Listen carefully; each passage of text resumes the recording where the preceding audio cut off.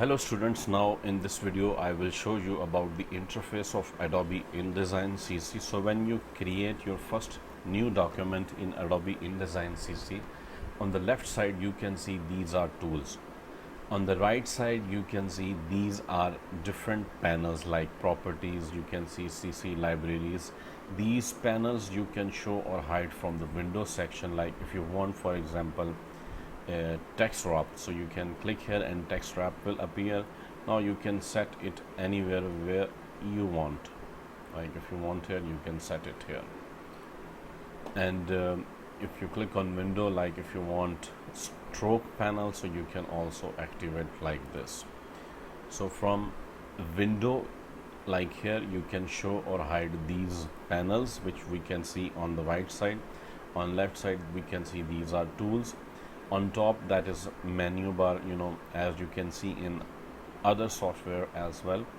And this is tab, like we have one. If you click on file, new document, and my new document, and if we click on create, so you can see this is another tab. So we have now two tabs.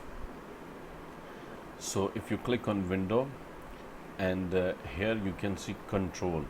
So control will appear here like this. You can see after the menu bar, that is also a panel, and this is very important panel when you are working in Adobe InDesign CC. So all panels are obviously important.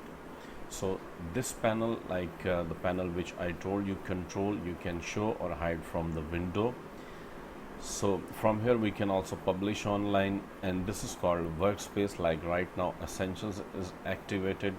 If you are going to create something like related to typography, so you can select typography. Now all panels are here related to typography.